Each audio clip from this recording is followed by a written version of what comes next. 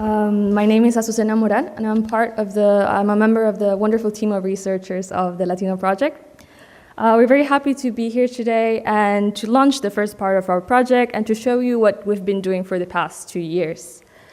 In the next hours, we'll be exchanging ideas and sharing some thoughts about a region that is often quoted by the challenges it's facing. And it's often marked by a past of, well, it is marked by a past of authoritarianism and foreign intervention.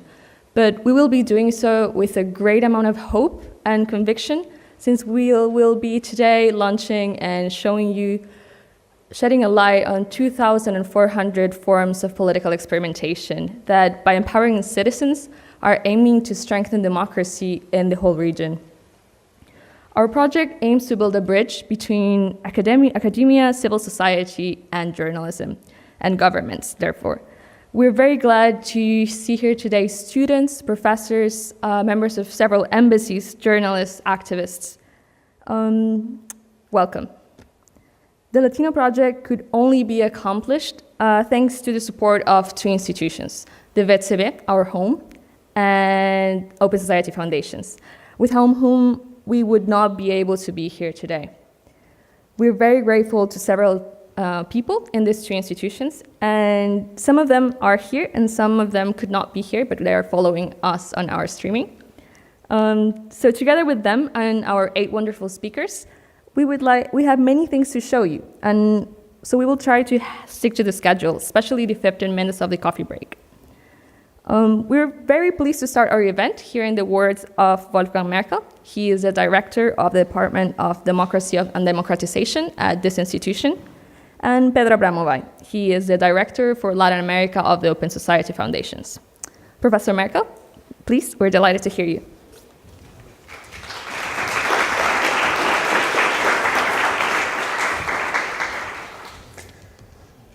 Dear ladies and gentlemen, dear friends, dear colleagues, I have only a marginal role to play here. I am the so-called welcoming director. So welcome here at this institution. I got only 10 minutes to talk to you. This was the dictatorial comment I just got from Tami. And in these 10 minutes, I will do the following. I will say a word on this institution, 2 words on this building, then something on the research we are doing in our department on democracy and democratization in order to explain why we are happy and lucky simultaneously to have the LATINNO Project here in our department. The history of this institution is still a brief and short one. It was founded 50 years ago at a time in the beginning of the 1970s when political elites still believed that social science can contribute to improving the quality of democracy, improving the fairness of our societies. I'm no longer that sure whether political elites here and on the other side of the Atlantic still think the same way. Nevertheless, we do not consider us, this institution, the Berlin Science Center of Social Sciences, as a think tank. So we are doing so-called basic research with an eye on application. So we are judged only on the base what we are producing, more or less to the academic community. There are some individual persons who still try to build a bridge between pure social science and politics and the society at large. And we heard already this project can contribute to it. We have 7 departments, 2 departments in sociology, 2 in political science, and 2 in economics, and 1 on global constitutionalism, where different members of these departments are working in. I don't go into detail, just a word on this building before I say something on our work on democracy and democratization. The building is therefore interesting not only for us, because it was the birthplace of the German welfare state under Bismarck, and where you are sitting here, and you can see it from this kind of repressive wooden walls you see here. This was the site, or better, the labor court, where labor disputes were settled. So you are sitting here in an historical place, and this is not the worst environment. We are doing research in our department, where Tami now belongs to, I think, 5 or 6 years already. We are doing research on democracy and democratization, let's put it modestly, all over the world. So we are doing research on the highly developed democracies in the OECD world, but we are also thinking about and doing research on how dictatorships survive, or how autocratic regimes transite to something else, sometimes even to democracy. And we are in the third phase of our work. I started my work with the department here in 2004, and first we were working on challenges to democracy, and then we got infected by the talk on crisis of democracy. But at the end, we refrained of talking about a crisis of democracy. We refrained especially out of analytical reasons, because we are convinced that we do not have the analytical tools to clearly analyze when does a crisis of democracy begin and when does it end. We know something about the fate of democracy when democracy is in an acute crisis, but we do not very much know about the so-called latent crisis. Therefore, we are also not very much convinced about the term post-democracy. We are convinced that our democracies are not, and if I'm saying for a moment our democracies, I'm not talking about Latin America. This is what we are talking about in the rest of this workshop. I'm talking about our OECD democracies, and I would say we are better off compared to the 1950s, 1960s, and 1970s. Not all sectors of democracy. Certain sectors are certainly better off if you look to the role of the women, if you look to the role of minorities, if you look about these democratic goods like transparency. I'm completely convinced that we are better off. However, this does not mean that we are not facing quite tremendous problems in democracy and where we do not have found the correct and appropriate answers. There are broken promises of democracy, and certainly one is equality, or better, inequality. Inequality is increasing, at least among the OECD countries. And if we talk about democratic innovations, if we talk about that the traditional institutions and procedures of democratic representation, which basically come out of the 18th and 19th century, we have to acknowledge that the great time of political parties, especially catch-all parties, is probably over. They will not play the same role as they have played in the 20th century. Parliaments are losing trust all over the OECD countries, and there is a social selectivity in political participation. So these are certainly broken promises or challenges to traditional institutions which tell us these institutions can be changed, but I do think what cannot be changed are the three core principles of democracy, meaning freedom, equality, political equality, and control of those who govern. So we are therefore quite happy that we have this Latino project with us.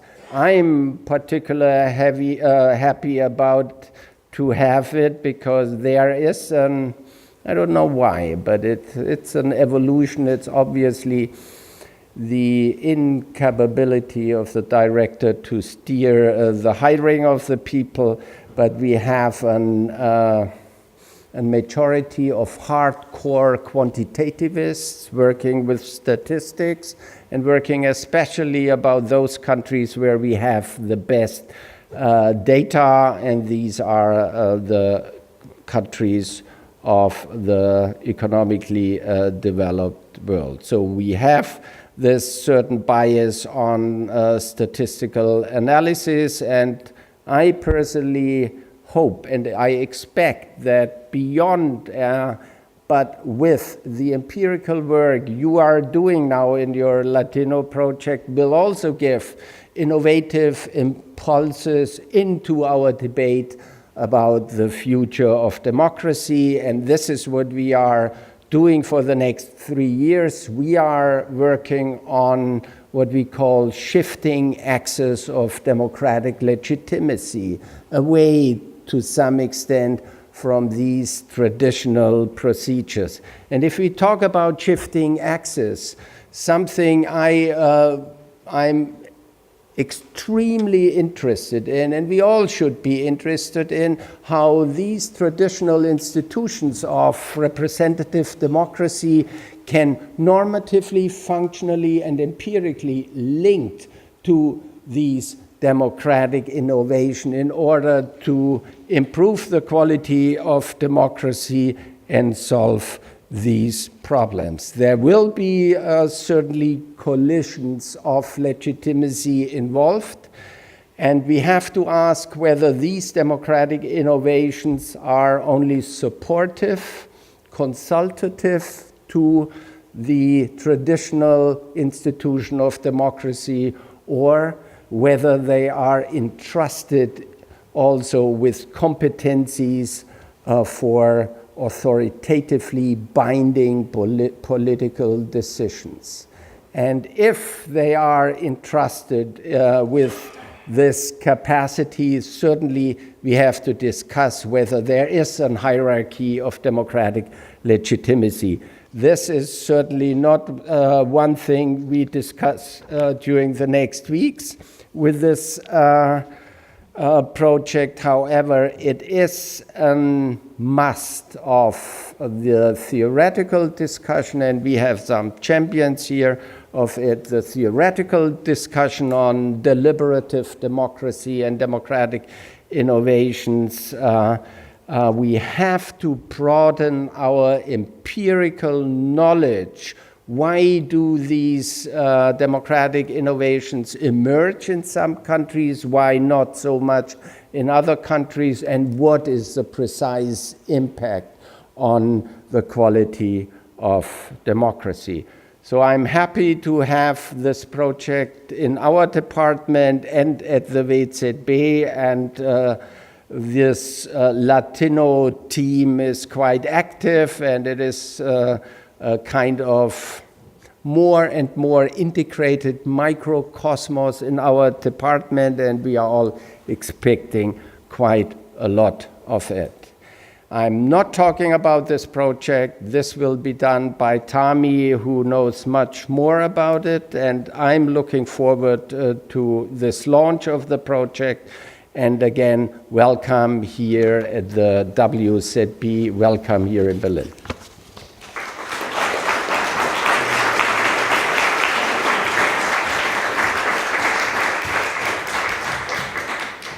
Thank you, Professor, for these engaging words and for all the support you give to our project. I would like to welcome now Petra Abramovic.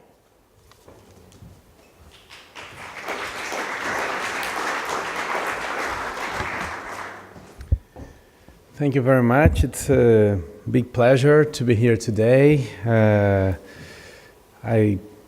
For not only for Open Society and for my position in Open Society, but personally, it's really interesting to see the development of this project, particularly the research being done by Tami. I've known Tami since I was in government.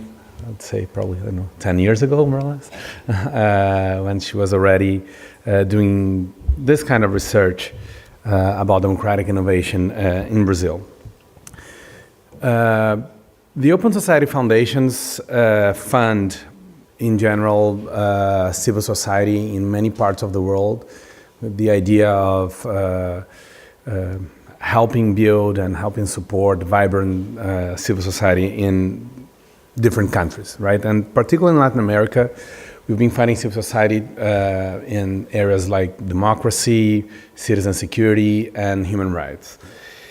This project particularly, which is quite unusual for us to fund from the Latin American program, a project that is based here in Germany, but of course having Latin American research and a team of Latin American researchers helped us to build the case. But this project was built in a moment where it had, where the strategy we built was based in a reality that I think is not exactly the reality that we are seeing now in the region, right? I think we've seen a big and a very important change in the reality of the Latin American democracies with such a quick lapse of time. And so this project, so I will try to picture why we funded and what was our strategy that based the idea of funding a project like that, but why I think with the changes we are now thinking about our strategy, the projects like that and the findings that we are seeing here, I think are more important, even more important than when we decided to fund. So the strategy we had for Latin America, particularly for our democracy portfolio, was based on the idea that Latin America was a particular region in the world that would have at the same time stable enough democracies, a solid legal framework and solid democratic constitutions, and at the same time an openness to change and a plasticity in the institutions that would allow us to look at the region as a laboratory for democratic innovation. In a moment where, of course, in many parts of the world, people were seeking for change and for the limits of democracy, Latin America is for us a place where we can explore and think about where democracy should go in the future, not only for Latin America, but in general.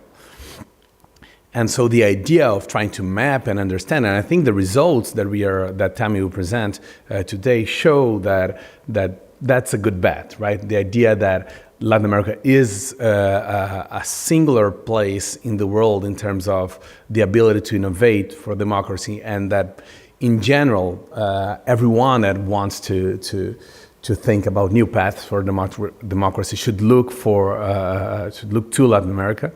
I think this project confirms this idea.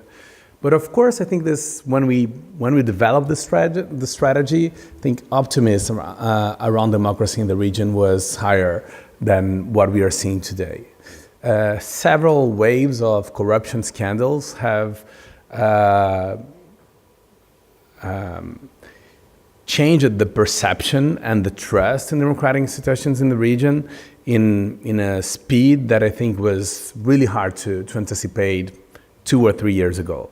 Of course, I live and I'm based in Brazil, so that's of course the center of the earthquake. But I think even if we look to Mexico, to Peru, to Colombia, those are places where corruption scandals from last year and this year have clearly undermined for Chile, Guatemala, clearly undermined a wave of optimism around democracy. If we look at the Latino Barometro, which is research that shows from 30 years now, the constant trust in democracy, we can just measure from last year a decrease in the trust for democracy. We're close to the lowest level that we had in the region. But clearly, if some countries are, we've seen this decrease more seriously in some countries. In Brazil, the decrease of trust in democracy in the last year was 22%, right? It was 54 in 2015 and 32 in 2016. In Chile, there was a decrease of 11%. So many in Guatemala, so that's clearly affecting, and I'm sure next year if we look to Peru and other countries, we'll see this even stronger. And so what happened, right? And I think, and why this is so important at this moment. I think it is really important to note that these corruption scandals are the product of stronger institutions. There was a big wave of transparency, access to information law, and rebuild of anti-corruption institutions in the region that are now paying off, right? They are showing the results. But it's really impossible to have organizations, anti-corruption organizations with teeth, at the same time that you have completely corrupt and rotten, I would say, political systems, as we do have still in many countries in Latin America. And this shock between a rotten political system and anti-corruption mechanism is producing the crisis that we are seeing in many countries. And we are now, I think, it's possible to say, at a tipping point in Latin American democracies in many parts. And to see if what will, the next steps are to really strengthen these institutions and to build something new that is stronger and cleaner, I would say, in terms of of corruption, or if this will just open space for new types of populism. I think it's a question mark, right?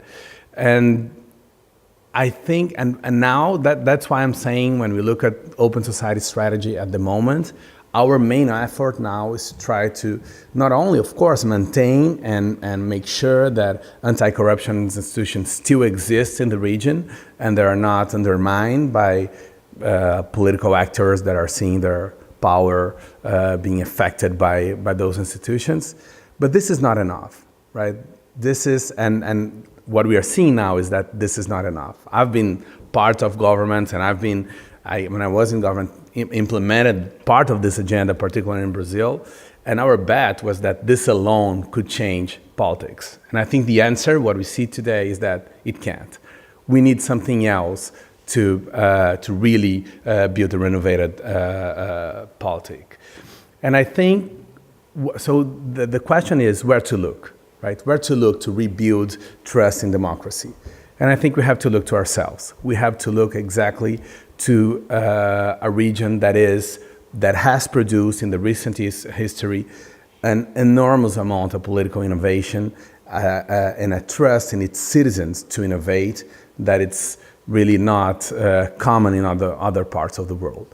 So I think the big challenge we have now in the region, that is this choice between new forms of populism that are rising quickly, and mostly, I would say, what's new is this right-wing populism that is emerging from civil society now as a response for those corruption scandals. I think the only other possibility is to think how to renovate and how to look for innovation for democracy in order to rebuild trust in democracy, to show that it's possible to have democratic governments that are not captured in the way that we are seeing now in the region. And I think the answer, as I said, is Latin American history and the kind of innovation that was produced. I think Latino contributes a lot for that, and that's why I say that when we started funding Latino, I think the idea was, was based on the optimism that was present in the region.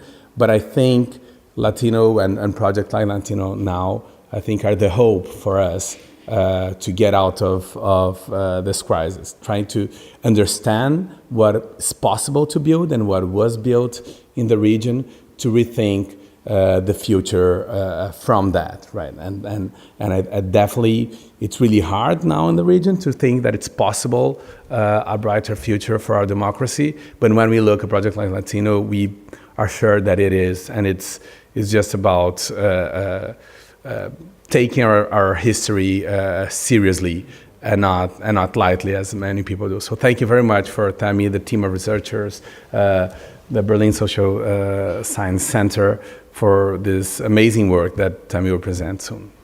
Thank you.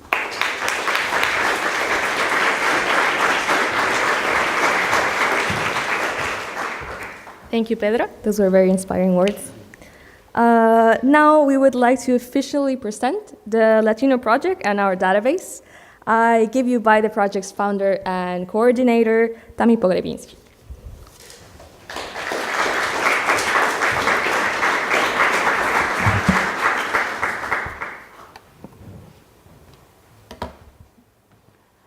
So, good afternoon, everybody. Thank you all for coming. It's really nice to see this full room here and people interested in democratic innovations in Latin America.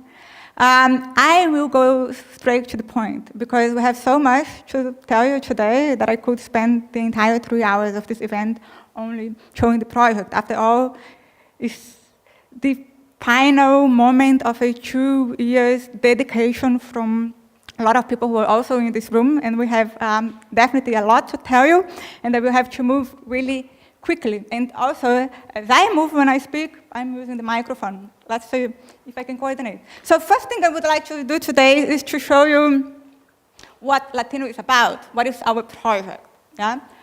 Because actually, this is, as I said, the final moment of a 2 years research project, but it's also somehow the middle point of something that will continue for the next years, at least for the next 2 years.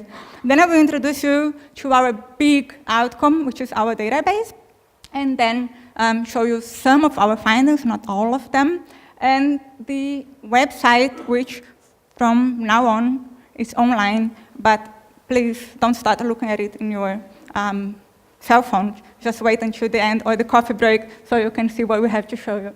Now, some word on the Latino Project. As I was saying, now we are in the final moment of this first stage, not the end of the project, in which our first task was to build this big database. So we're coming now to the point that we have 2,400 cases of democratic innovations, which I will tell you about today. And mostly our idea here was looking at Latin America and understanding what is going on in terms of political experimentation and all those new forms of citizen participation that have been also institutionalized in the last years. But from now on, we're launching this database today, and then we're starting a second stage. We somehow are going to go deeper on what we did. We're going to do some case studies on the data that we have, because of course we're not putting online the website everything we do have on our archives. And then from next year on, we're going to slowly move to Europe. So of course we will start continue to focus on Latin America, but somehow the Latino Project would also start to look at Southern Europe, and specifically Spain, Portugal, and Italy. So what is the Latino Project about? One important thing to say is a lot of people say, well, Latino Project, you're doing this database, you're mapping innovations in Latin America. Yes, we are. Somehow we are mapping innovations. But this is not only what we do, what we aim to do. This is mostly a research project. We're mostly collecting data in order to be able to answer some questions, in order to be able to present and discuss some findings, and also in order to make information and knowledge available for civil society organizations, for the academia especially, but also for governments. So we are doing some mapping, but we're not only doing mapping. There are other wonderful projects doing mapping of innovations, like, for example, the Participator project, which was founded and coordinated for Mark Warren, who is here. They really crowdsourced a big number of innovations all over the world. We're looking first only to Latin America, and we're not looking to every single democratic innovation. We're looking to variations on institutional design. We're looking to the diversity of new forms, of new shapes that democracy is somehow organizing itself in the region over the last years, at least over the last 2 decades. So mostly what we want to do with all this information, this is what you're going to find on the website, is make everything somehow comparable and measurable.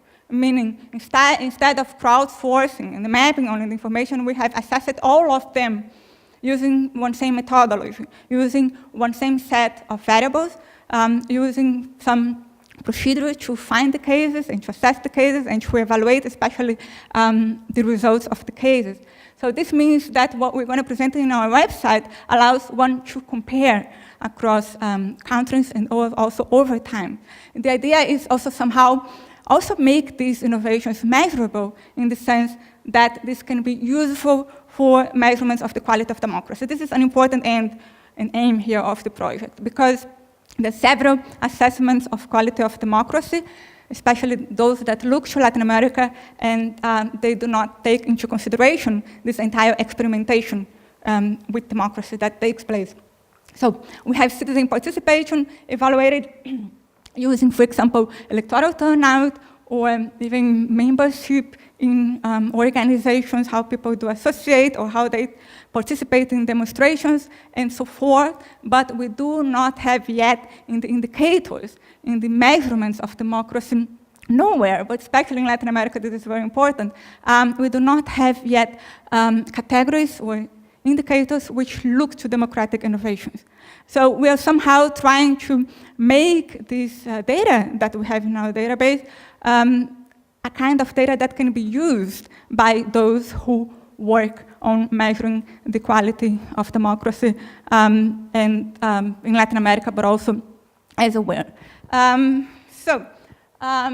cannot spend so much time at this beginning because I still have a lot to show, but we do have several questions that have guided the research, and here are just a few of them. There are several things that we were interested in looking at, especially how do innovations evolve and why in certain countries the way they do, what are the conditions that they have for evolving or for not evolving. Also, we were especially interested in look at the national level, because most of the research so far is done at the local level, looking to local level innovations. We wanted to ask ourselves the question whether citizen participation is also possible at the national level. We wanted to look to the role of different actors, like civil society, political parties, and especially we wanted to see how much the state plays a role on the creation and the involvement of those innovations. And especially, we wanted to see the impact. Do innovations matter for policy making? What kind of institutional designs do have somehow an effect or can impact on the impact of the innovations? And then, of course, the big question, which we have the material, perhaps, to answer, although we cannot answer that yet, which is if innovations can impact on the quality of democracy. We want to provide the data and the knowledge for that. Now, when we talk about democratic innovations, we are looking to forms of citizen engagement, but we are not looking to citizen participation as an end per se. We're not looking to institutional designs that aim at enhancing citizen participation. We're looking to institutional designs or to practice, to experimentations, regardless of the degree of institutionalization, that take citizens as a means to achieve one end which matters for democracy.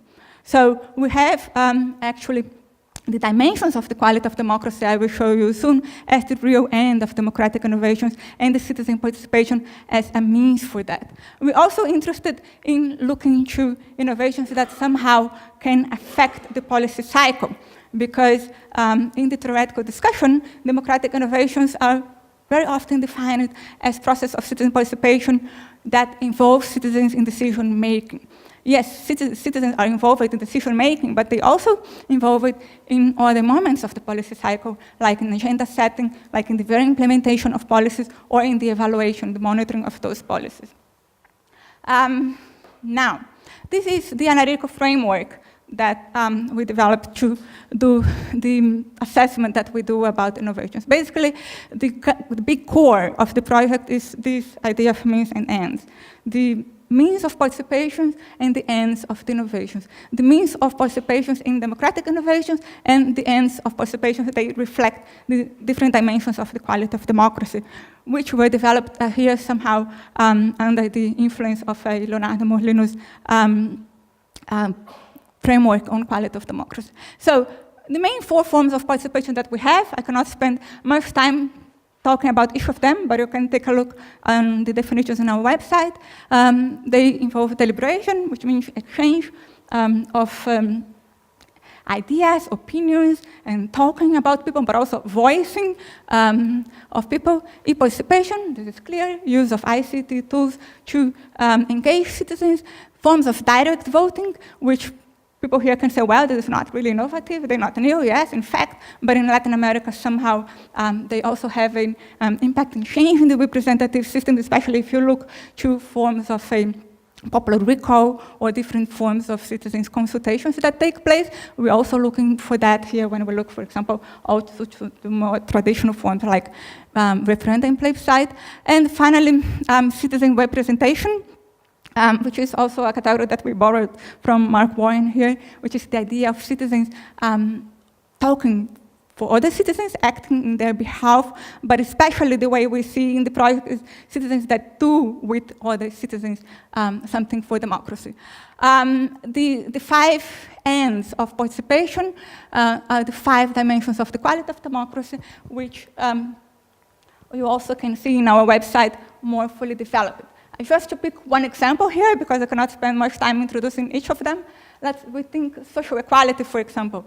The question we ask ourselves, the question the coders, the research assistants here have asked themselves when coding institutional designs, practices of citizen participation that do aim somehow at improving social equality was looking for evidence or looking to the institutional design and ask if that was an end that the outcomes of this innovation would somehow improve or bring about redistributive policies or would improve well-being or the life conditions of people, and also if they would somehow bring about rights and goods, especially the so-called primary rights and goods and socio-economic rights and goods.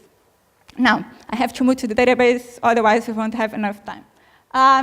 So, we have today 2,400 cases. Actually, we do have about 250 more already identified that we will, in the coming months, update in the data set.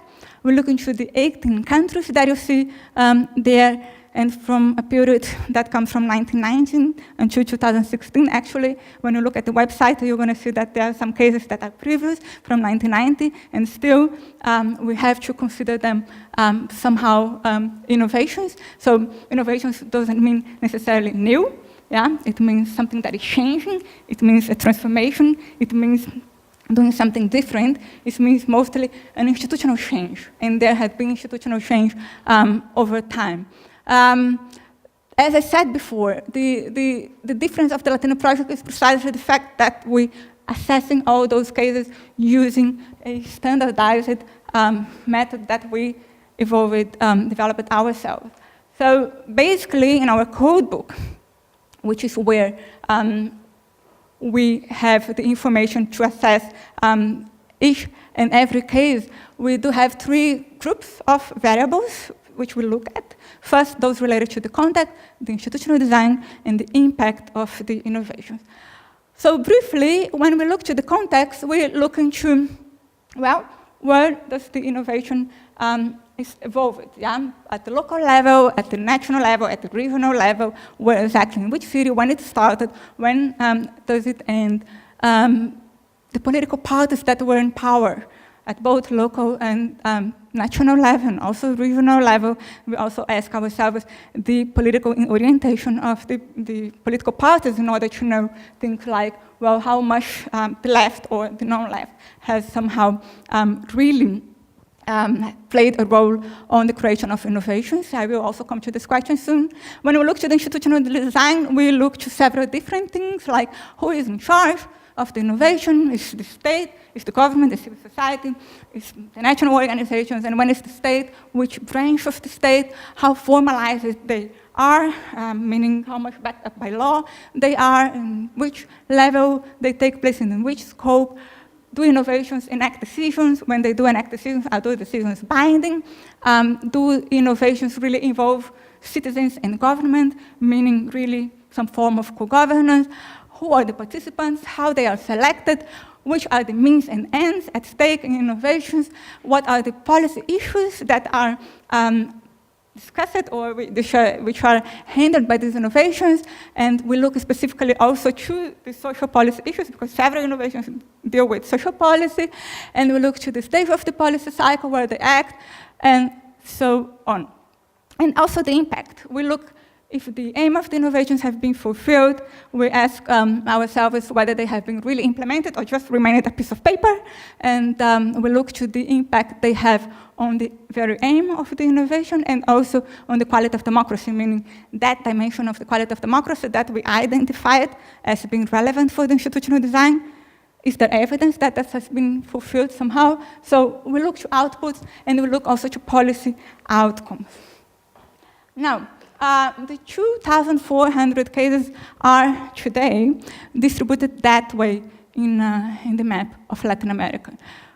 One can maybe see and say that there are things expected, like, okay, big countries like Brazil and Mexico have the higher numbers of innovations because they are the countries with a big population and also a big territory. But also you see smaller countries, like, for example, Ecuador with 168, and very small countries like Costa Rica with 130 innovations. So there are different conditions and different reasons why innovations evolve in each country.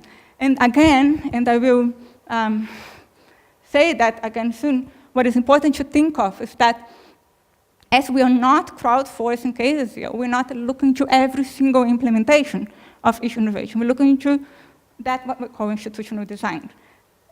One could call as the participatory maybe the method, but it's not exactly the method. It is really different practices and experiment, different ways of citizen participation. We do have one variable, which is the number of cases. Yeah? So how many times, for example, the participatory budget in one given country has taken place. We do have this information, but what we're showing, and also here in these numbers, and also in our website, is this variation in institutional design. How many different democratic innovations, meaning how many different institutional designs for citizen participation we do have in these countries. So, and then those are somehow the institutional designs that we could, after 2 years of research, looking through these 2,400 cases, come up with. Those are families of institutional design somehow. This is something that we changed several times during the research, and one final time, like 3 months ago, that made all the research assistants crazy because we had to recode everything again, in the sense that, well, now we can say that this reflects the reality. So here you can look to families of institutional designs based on the means, and then you see that forms of deliberation, for example, they mostly can be grouped, for example, into forms of deliberative councils. Those councils, they are quite different, as you will see in the data online, but somehow they all also have a similarities that allows one to group them as deliberative councils. And then it goes on, like from forms of participatory policymaking, multi-level policymaking, which are like multiple stages of discussion from local and to national level. This is a trend that we see in Latin America also, and so on.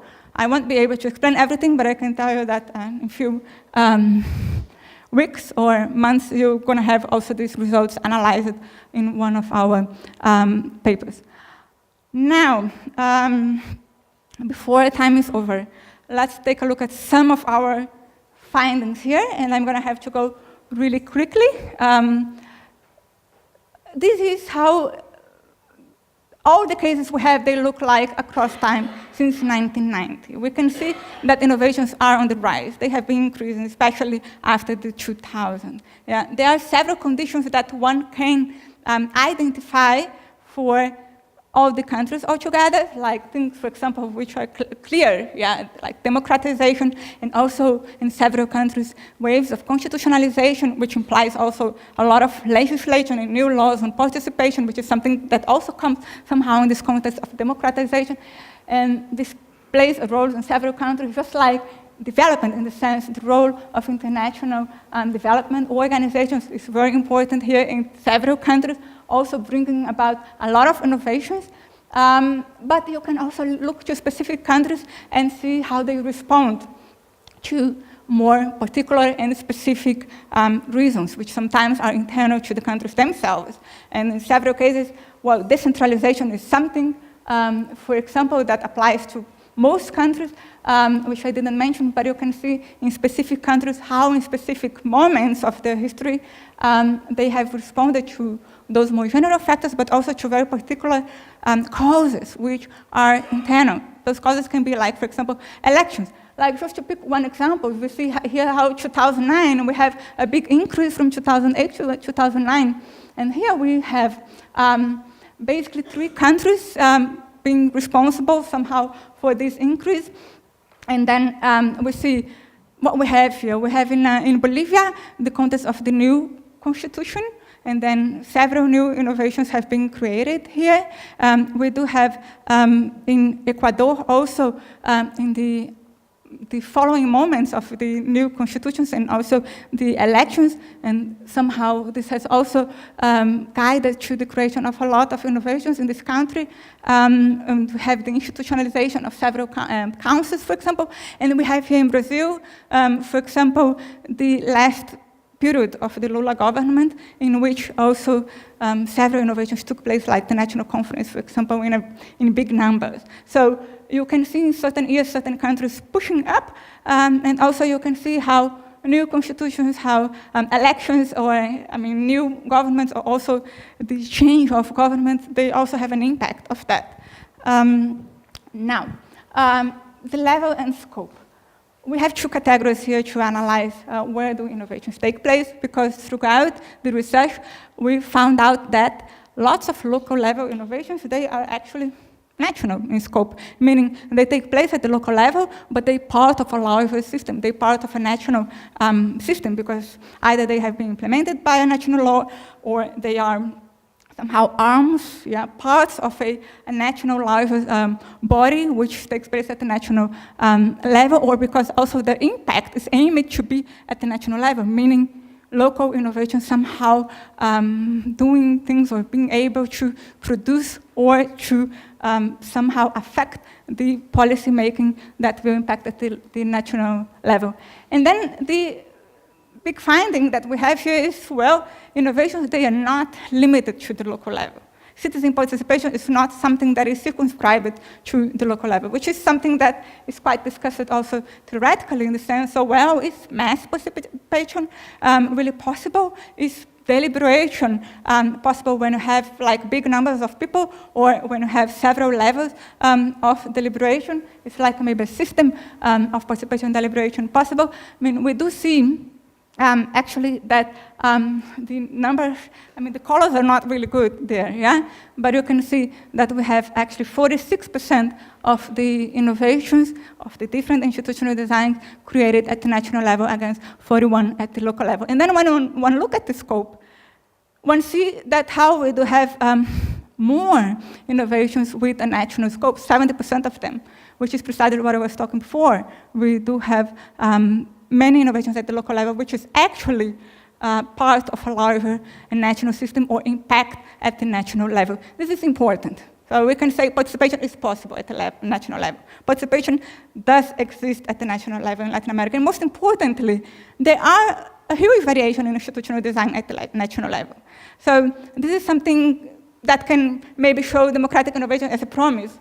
as Wolfgang Merkel mentioned at the beginning, if they will fulfill that or not, in the sense of sharing democracy and the problems of representative democracy. Well, maybe if we have these new institutional designs at the national level, as we do have in Latin America, or we did have created in Latin America, let's see what happens from now on, then maybe it's possible to do politics and to change democracy and to impact on the quality of democracy by doing democracy in different ways, by engaging citizens in different forms, not only of decision-making, but also of producing the entire cycle of a public policy. Briefly, the institutions in charge, who is creating and implementing innovations in Latin America? Well, we have here 52%, half of all cases of our database are cases in which the government alone has started, created, implemented those innovations. So somehow one can really say that innovations are state-led in Latin America, but we see here the different combinations of actors that can play a role here. We see, well, civil society organizations, it's hard to see, but 17% of all initiatives have been initiated by civil society alone, but one can also see how many combinations are possible between government and civil society, and also among these both in international organizations and in a smaller part with private stakeholders. So what we see is that, well, with the state, is the executive branch, real co-governance taking place in the sense that state government representatives and citizens, they really do together participate in these innovations, also as participants, and not only here in the organizations. We see also, we have also observed all the data with how civil society organizations are somehow increasing. They're especially increasing in what concerns e-participation mechanisms, like these digital innovations, is where increasingly we see initiatives of civil society taking the lead here. And somehow one see also how civil society has a larger share in the creation of the innovations, but also a larger share on the impact of innovations when it associates with the government or with other actors, like, for example, international organizations, but especially the government. Now, this is one finding that I like particularly a lot, because somehow it surprised myself at the middle of the project, and it was really confirmed at the end. Many people think, and also I did think at the beginning, that the left in Latin America would have been something that would explain this boom of innovation, something that would explain why democratic innovation, as Pedro was saying at the beginning, is this, why Latin America is this laboratory for innovation, for political experimentation, because there had been this left turn from the turn of the century, more or less, in which 2/3 of countries in Latin America somehow took it, and then this would have affected somehow these new forms of doing democracy. It did, yeah. But we see that actually it is not really the political orientation of the party in power which decides if innovations are being implemented or not, or if they are not being implemented. We really see here how both left and center left, they are like in pink, left and center left, how they do, together they make up for 42% of all the cases, while right and center right 37%. So it's a 5% difference. It's not too much, but we can also say that it's not here, but at the local level, the left has a larger role. At the local level, one can see that the left has a little more, I think it's something like 49% of all the cases, while right and center right, 27%. So the difference is larger. But still here we're looking to all innovations from national level and local level, considering the party on power where the innovation had been implemented during the time it was implemented. Of course, the definition of what is left or right, before someone asks that later, is not ours. Yeah, we use another database for that, a reliable one. Now, so we cannot say that left turn is responsible for these innovations boom in Latin America for the entire political experimentation. Maybe we can, if we look qualitatively at cases, we see that somehow experimentation had been done somehow more from the left in the sense of really changing the forms. But the right and the center right also use participation, citizen participation, also employ them and create new institutions or make institutional change to include the citizens.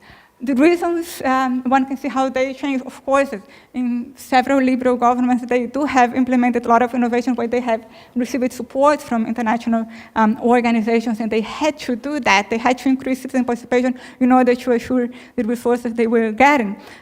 So you have different reasons also here why different governments and different political parties have implemented innovation. But what we see is that it's not only the left, and this is a good thing. Maybe for the left not, but it's a good thing for democracy, and especially a good thing for Latin America at this moment, in which the waves are changing, in which the left turn has been totally reversed over the last 2 years. And actually, when we started this project, the scenario was very different than it is now. We had a lot of optimism. We were really saying, well, this thing are really changing, and now we see, well, there have been political changes, and they also reflect on the innovations. I forgot to mention that as I showed the evolution across time, one could see, I will briefly go back there, one could see that 2016 is important. 2016, we're going down. So one can really think that here, the more recent changes in countries in which we have larger numbers of innovations, like, for example, Brazil and Argentina, this also plays a role. But I would prefer only to say that with security, with more certainty in like 1-2 years, because then we can also see whether we will have more information and more data on cases that have more recently taken place. Okay. Who are the participants? How are they selected? I will move fast now because time is almost over. We see here the type of participation. Here what we're asking is not who did in fact participate. We're asking here who the institutional design foresee as participant. So these innovations, they are built up to allow who to participate. And how, in which combination. So we see that 38% of the innovations, they are exclusively for citizen participation. Citizens have to participate as citizens. 17% of them, civil society organizations, meaning individual citizens cannot participate, only when they are organized, only when they are members of civil society organizations. We do have important combinations of that, like 28% of all innovations, they do allow the participation of individual citizens and civil society organizations. But mostly the most important here is to see that citizen participation here is something that does not depend on organization. Does not depend on some form of membership to social movement, to NGOs, and to whatever.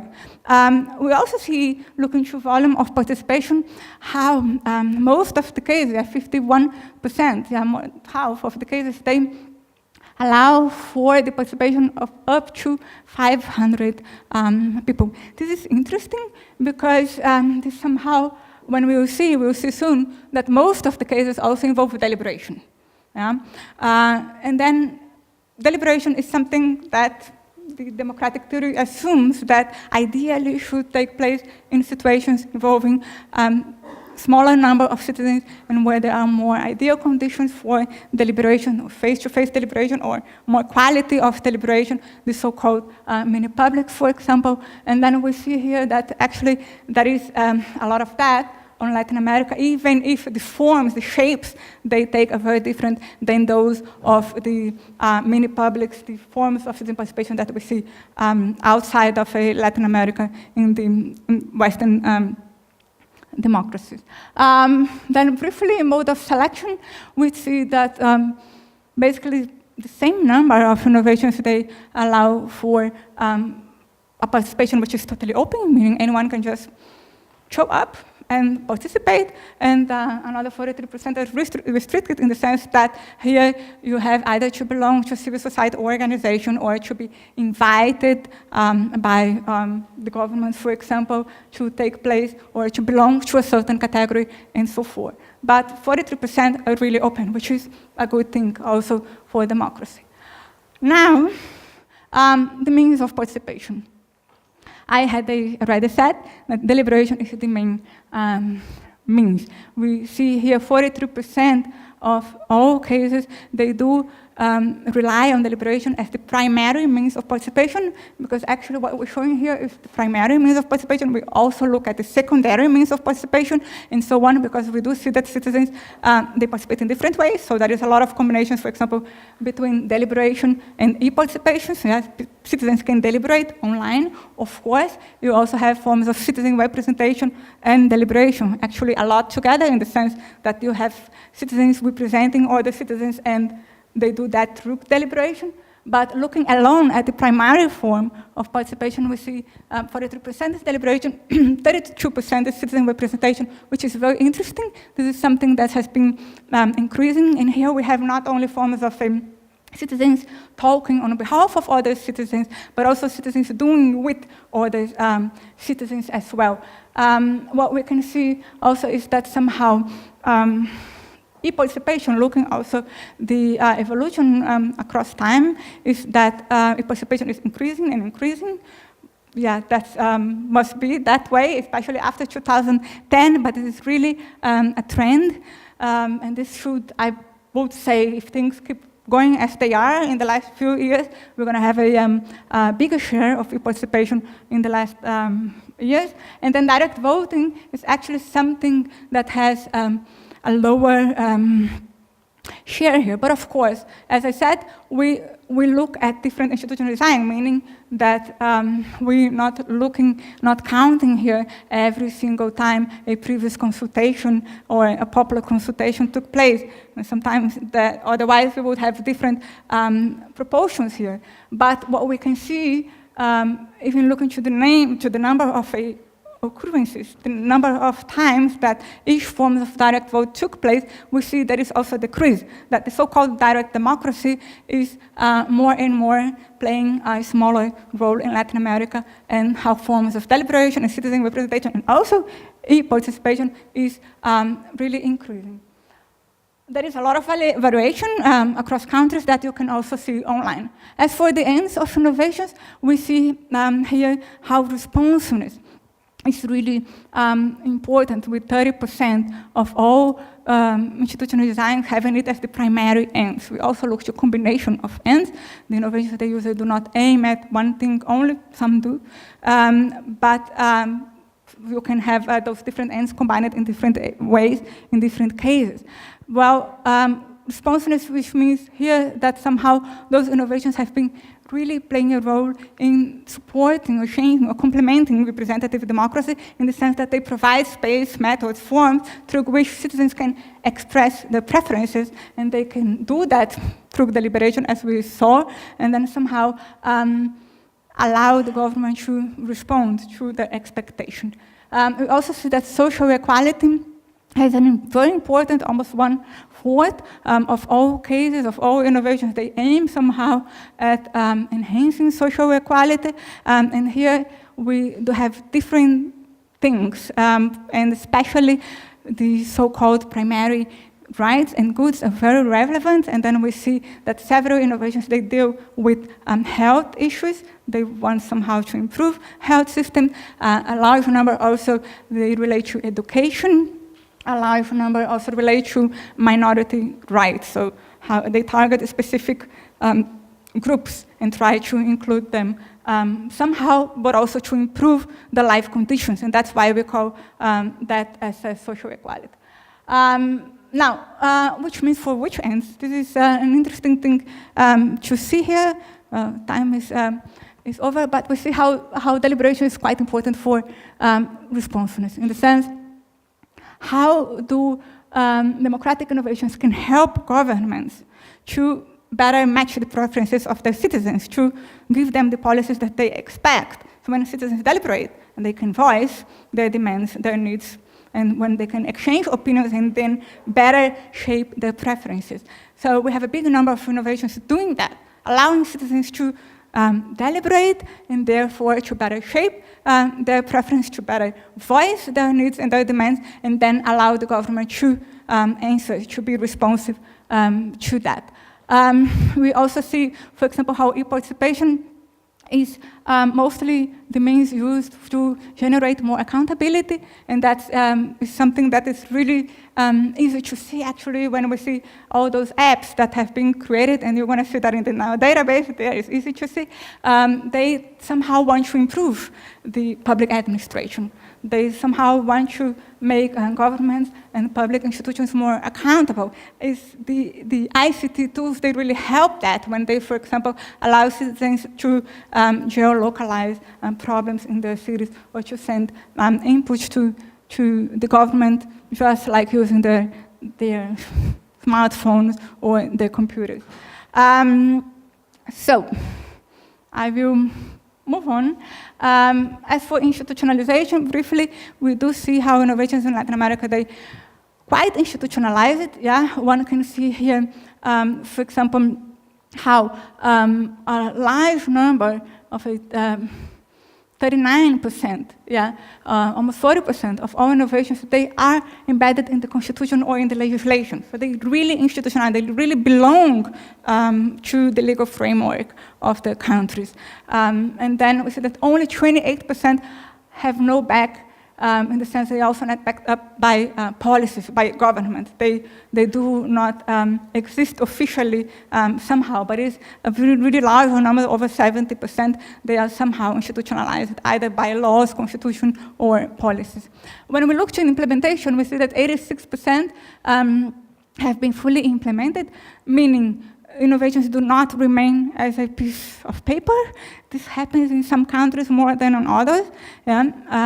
But there is also some theoretical discussion on that innovations, well, they have been created, they have been planned, but they don't really exist, or people don't really participate. Yes, this happens, this can happen. But looking through those institutional designs, that we see that 86% of them have been fully implemented, even if they finish it to exist before they should, or even if they have not comprised so much citizens that were expected, even if they do not have had so much impact as expected, but they do have been implemented. Decisiveness allows one to see how democratic innovations, they take decisions or not. Yeah, this is something important. What happens at the end of a deliberation? Citizens deliberate several days or one long day, and what happens at the end? They come up with a decision or not, and what happens to this decision? And then we see that only 18% of the cases yields a really binding decision, which is a small number, but still we do see here that the larger number of cases somehow yield some form of decision, even if it is non-binding. Yeah? As for the frequency, it's interesting to see how 61% of all innovations, they are regular, meaning they take place constantly. Yeah? We do have a smaller number of innovations which are like sporadic. We have 11% that take place from time to time, or we have 28% of them take place one single time, and that's it. But most of them, really most of them take place on a regular basis, meaning they really institutionalize. They're part of something that is permanent. So one can really see that they are part of democracy in those countries. Now, briefly here, policy cycle, we see that, yeah, citizens do participate in this decision-making, 28% of the cases, but if we only look to decision-making, we're going to miss most of the cases of citizen participation, because citizens participate a lot, for example, in the agenda setting, which is something quite important. It's not something less important than participating in decision-making, because to set the agenda is to set the decision that's going to be taken by elected representatives, and elected representatives are those who take decisions. But citizens can participate on that, can somehow play a role on that. And playing a role on agenda setting is quite important.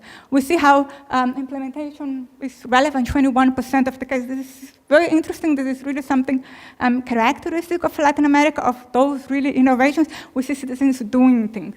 We see citizens implementing the policies themselves. We see citizens somehow joining the government to deliver public policies, to deliver public services, even to buy houses, to construct houses in certain countries. Now, the policy issues, we do see that social policy is the main policy issue which is handled in these innovations, 31% of them, but also it's very important to see how urban planning and local development, and of course, especially at the local level, is important with only 12%, and also you see transparency and monitoring with 12%, and institutional performance with 10%. Those two somehow complement each other in the sense of those are innovations which try to improve representative institutions, which try to render representatives accountable, which try to make the delivery of social, of public policies in general more efficient somehow. Then this is the last one, before we moving to our website.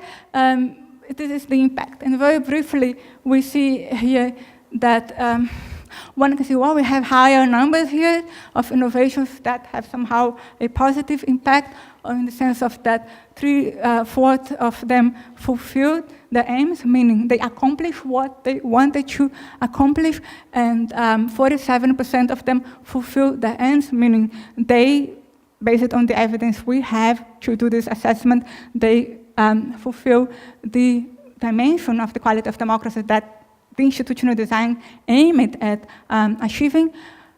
But it's important to see here that, of course, the number of cases that we have here when we look into impact is much smaller from the entire universe of cases. Why? Because we do not have evidence for all those cases in order to assess their impact. So impact is something problematic in the study of democratic innovations because there are very few studies, evaluations of that. And so when we look to output and outcome, and especially outcome, we have around 950 cases only, which were the cases that we could find evidence that somehow allow us to say there had been an outcome, meaning a policy outcome. If the output of an innovation was a policy, the implementation of a policy or the formulation of a policy, and in 90% of all the cases that had a policy as output, they were successful in the sense of having as outcome the policy enacted or implemented. I mean, 86% of the cases which policy as output had been enacted or formulated the policies that the democratic innovations, confusing the formulation that I did now, but I think you got it. Otherwise, you can ask us later. Now, I won't have time to explain that. This is something really nice, I would say, that we did. We were not expecting to do at the beginning, but we did at the end. It was a one-year work on the project, which was to construct this democratic innovation index. So we do have a lot of index of democracy. They look to representative institutions. We build up an index to look to democratic innovations. We build up this index in order to assess these forms of citizen participation. We have 4 indices based on different indicators, which are the indicators from our database, from the variables that we use in our database. So we try to look, for example, for the coverage, looking the weight and the spread of innovations within countries, institutionalization, all the variables that allow one to say that, well, the innovations, they are institutionalized, and effectiveness, the impact innovations have, and embeddedness, which is how much innovations are ingrained, are embedded in the representative system, being a part of the representative systems themselves. So this, of course, is something complicated to explain. It's a method of standardization of our variables, and we will soon release more on that, but you can already look on our website. There is a tool of data visualization, which has been built up by our data scientists, which somewhere here, using the data from our our favorite economist, which made possible these indicators. And you can look on our website. I will show you now soon how do all those 4 indices, they do take shape in the different countries, and you can also, in our website, compare across time. So no time now, unfortunately, to explain that.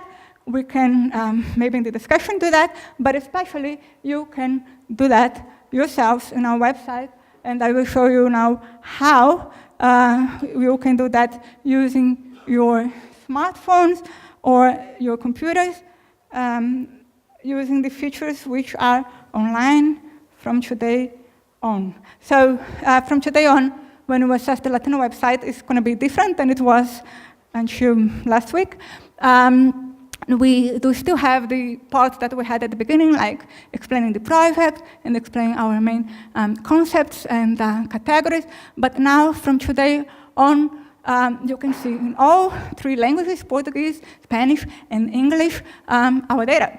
And also the information that we have from the countries based on our research. So for each one of the 18 countries, you're going to see a summary of how participation evolved in the country, some of the most important cases also featured, and then you can see how means and ends take place.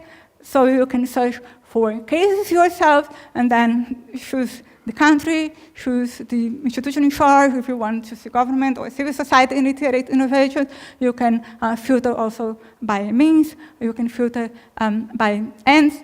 And then you're going to get the results for all countries. Each country has a different color. You click there, and then you go to the case, and you see this is a short description, but we have a larger one in all 3 languages again. And we also have most of the variables that we coded displayed.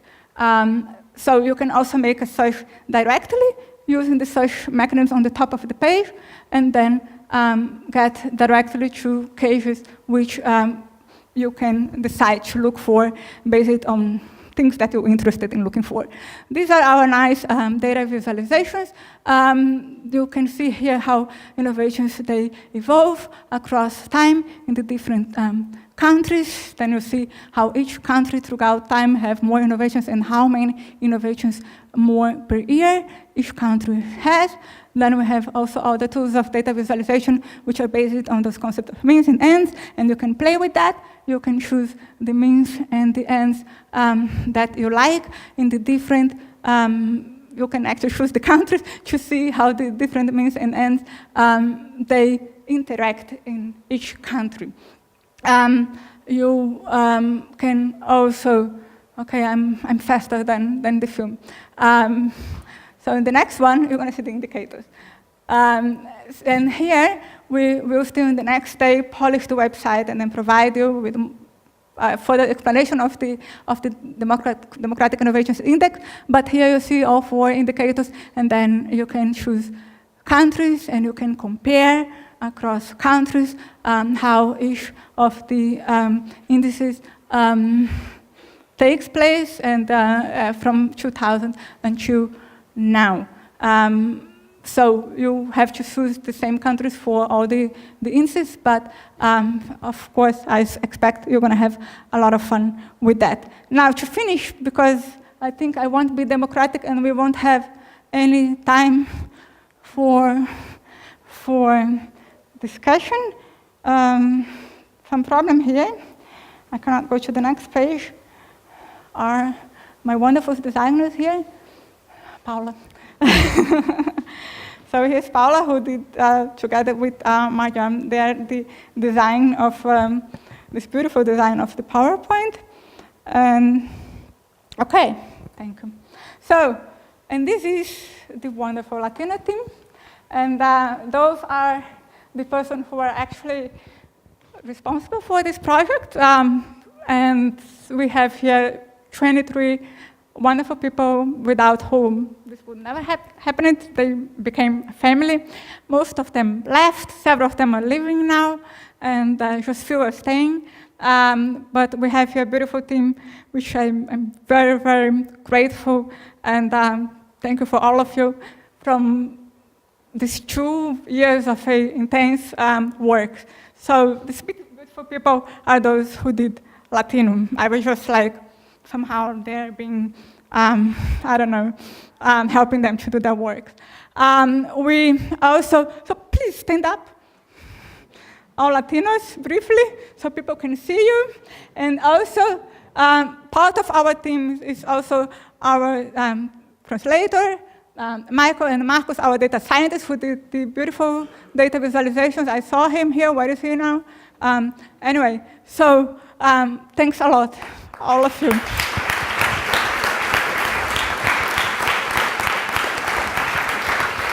Thank you.